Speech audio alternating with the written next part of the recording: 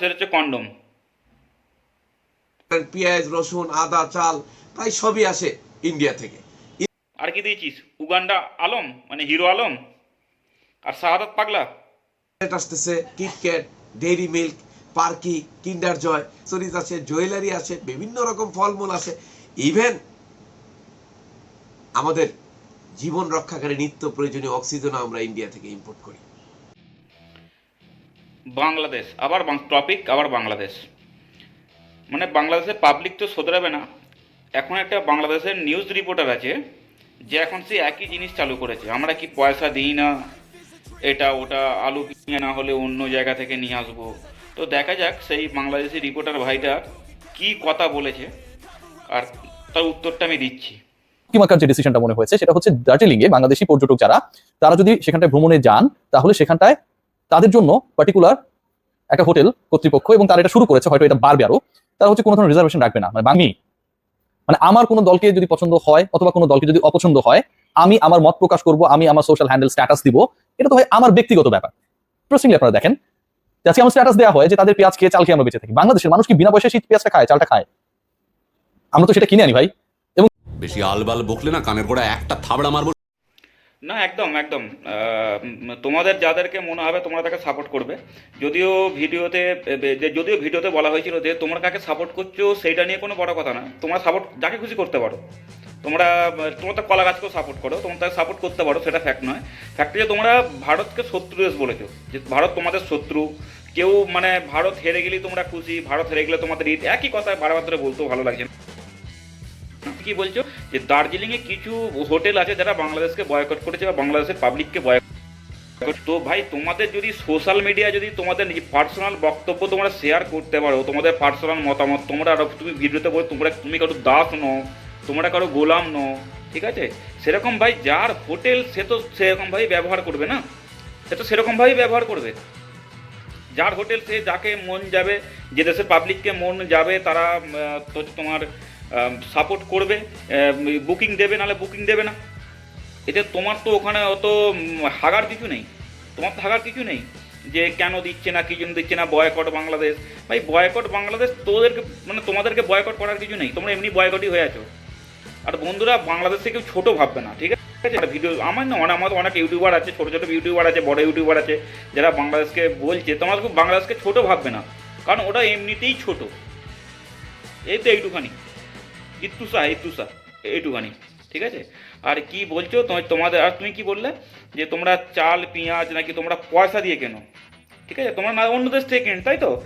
এবার আমরা দেখি যে তোমার ভাইদের মুখ থেকেই বা তোমাদের দেশের লোকের মুখ থেকেই আমরা শুনি যে আমাদের ভারত থেকে তোমাদের দেশে কি কি যায়, তোমরা কি কি নাও, কি কি সুবিধা তোমরা নাও ভারত থেকে। দেখো ভিডিওটা, কি কি নাও তোমরা দেখাচ্ছি। পেঁয়াজ, রসুন, আদা, চাল প্রায় সবই আসে ইন্ডিয়া থেকে। ইলেকট্রনিক্স পণ্য, আপনার বিভিন্ন ইলেকট্রনিক্স গ্যাজেট ইন্ডিয়া থেকে আসে, কম্পিউটার পণ্য আসে, স্পোর্টস আইটেম আসে, হিমায়িত খাদ্য আসে, কেমিক্যাল আসে।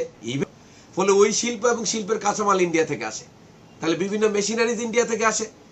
যেমন ধরেন এখন কফি মেকার ইন্ডিয়া থেকে আসতেছে।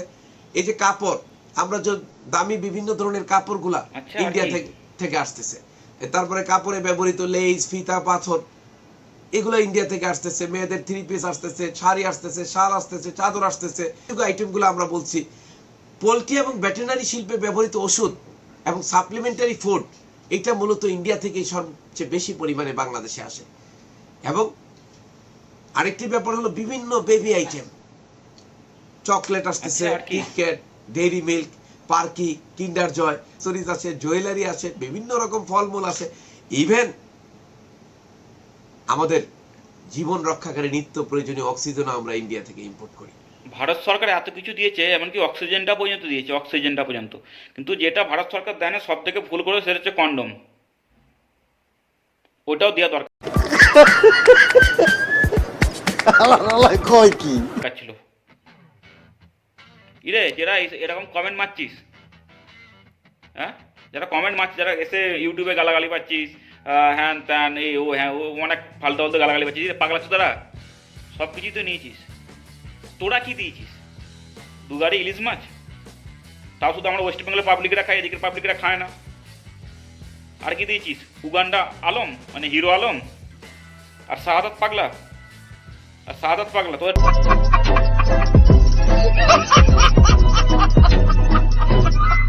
ট্যালেন্ট ওই তো হিরো আলম আর শাহাদাত পাগলা। তোদের ট্যালেন্ট কি আছে? হ্যাঁ, ওরা একটু চাষবাস কর রে, একটু চাষবাস কর। পেঁয়াজের দাম কত হয়েছে তোদের? পেঁয়াজের দাম কত গেছে একদিনে? 240 টাকা। এখন মার্চ মাস পর্যন্ত পেঁয়াজ যাবে না, এখন জানুয়ারি ডিসেম্বর তো এখন অনেক ডিসেম্বর জানুয়ারি ফেব্রুয়ারি মার্চ 4 মাস পেঁয়াজ যাবে না। এটা 600 টাকা কিলো যাবে তোরে? তোরা লাউ দিয়ে কি চিকেন রান্না করবি নাকি? লাউ দিয়ে গোস করবি? হ্যাঁ, সবটাই তো এখান থেকে যায়। যদি একটু বুদ্ধি লাগা। এই ভিডিওটা শুধুমাত্র ওই বাংলাদেশিগুলোর জন্য, যেটা আমাকে ইউটিউবে এসে খিস্তি পাচ্ছে, গালাগালি পাচ্ছে, কিচ্ছু ফারাক পড়ে না। ঠিক আছে, কিচ্ছু ফারাক পড়ে না। কী হবে গালাগালি করে? রে একটু সোদরা একটু, যত সব আবালের দোল, উল্টো পাল্টা ভিডিও ইয়েকে সাপোর্ট, কি বলে এই আমরা থাইল্যান্ডে যাবো, অস্ট্রেলিয়া যাবো চিকিৎসা করাতে। কত লোক আসছে জানিস চিকিৎসা করাতে? অনেক ভিডিও তো ভাইরালও হচ্ছে, কেউ চিকিৎসা করছে না। আবার পাবলিক সব, এটা সবার জন্য না, শুধুমাত্র এই বাংলাদেশিগুলোর জন্য, যারা এরকম কমেন্ট করে আমাকে পাঠিয়েছে তাদের জন্য ভিডিওটা স্পেশালি করে বানালাম। আর বাকি ওয়েলকাম, চিকিৎসার জন্য অবশ্যই তোমরা আসো, আর ফুল ভালোবাসা রইলো তোমাদের জন্য। ঠিক আছে, ধন্যবাদ। আর ভিডিওটা ভালো লেগে থাকলে বন্ধুগণ লাইক, শেয়ার আর কমেন্ট অবশ্যই।